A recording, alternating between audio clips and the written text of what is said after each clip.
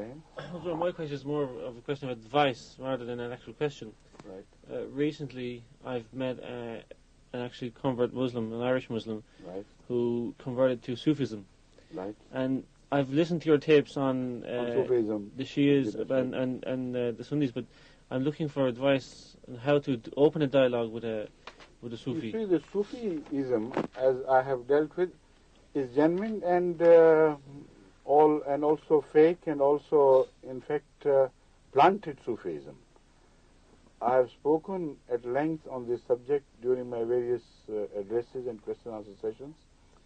The most important thing about Sufism is that apparently it began with India from a musician family of Anayat Ullah or Anayat something, and some others who then traveled west, impressing the West with their brand of Sufism, which was helped with music, which was a good instrument to impress the Western mind of that period, until that family of Sufis got settled in America, married into Americans. And from then on, Sufism was totally taken over by the Americans. And from then on, during the First World War, as well as during the Second World War, Sufis played a very pivotal role in spying against the Nazis and other German forces. And so that those Sufi women who played that role, they have become national heroes. Offhand, I don't remember their name, but that will come. They are given some pseudo-names, but in the British society, if I take that name, you will understand what I'm talking about. What was it? Mahatra something or... Anyway. Matahari, that's right. Matahari, and similarly, some other characters. They were the daughters of these Sufis. And then Sufism got so close to some European cabinets that in Holland there were one or two Sufi ministers. And then again, strangely, it was also very closely related to Judaism. And American Sufism tried to cultivate the same brand of Sufism into Russia. An attempt was made before the turn of this century to send this Sufi group from America, these musicians, at the time of the Tsars, to go there. It was, I think, the period of Rasputin being at its height. And they approached Moscow and attempted to seek permission to go to the countryside and hold Sufi conferences here and there, but they are very sternly rejected by the Tsarist regime because they knew the game. I mean, they had played the same game, of course, so it was nothing new to them.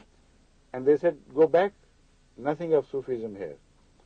Why? Because they wanted to implant a Sufi sect in Russia whereby they could spy on Russian system of government even before communism, became the government theory.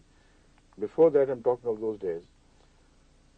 But the Russians were afraid of Sufism because their brand of Sufism was so different from the one American brand which was being introduced, because it was a militant Sufism. Nowhere else in the world you find Sufism so closely related to militant theories and attitudes as was in Russia. In fact, that Sufism was largely responsible for various rebellious attempts on the part of some Muslim states against the Tsarist rule, and an attempt was made repeatedly to emancipate them from the Tsarist rule, to liberate them from the Tsarist rule. And they were all led by Sufi movements. So they were already very allergic to Sufi, the word Sufi, when they reached and tried to spread this Sufism. And you see most books written on Western brand of Sufism by American authors. They have become so interested in Islamic Sufism, and only that Sufism which we are talking about, of whose the leadership of that Sufism is entirely taken over by the Americans or by some Westerns. There is not a single Oriental Muslim at the helm of Sufi affairs, that Sufism you were talking about. That's right, because the leader of the Sufism in this country is actually Scottish. You just again? He's Scottish. I don't know his name, but apparently he's I know, I've seen him on television. And that is why his introduction of Islam as he does it is so jarring. And sometimes one is shocked to see if this is how Islam and Sufism are introduced in the West, what would be the reaction? That may be one of the reasons why Sufism of this brand is supported and popularized, attempted to be popularized. So many innocent people follow such movements without knowing what they are bargaining for. And they are just fed up of the values they have inherited. It is not the love of something which attracts them, but it is the repulsion against something which pushes them apart and to something, in search of something.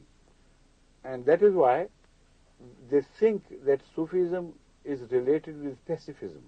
Mm-hmm. And they don't want to indulge in any Islam which has militant views and this and that. So they are naturally drawn towards that brand of Sufism.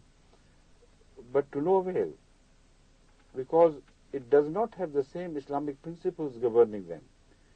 And if it does, they are in some respects even more rigid than the ordinary Muslims belonging to the mainstream Islam.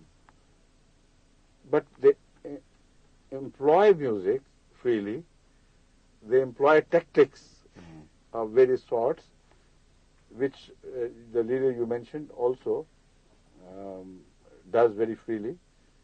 And somehow I think consciously or unconsciously they are playing into hands. Mm-hmm. Allah knows best.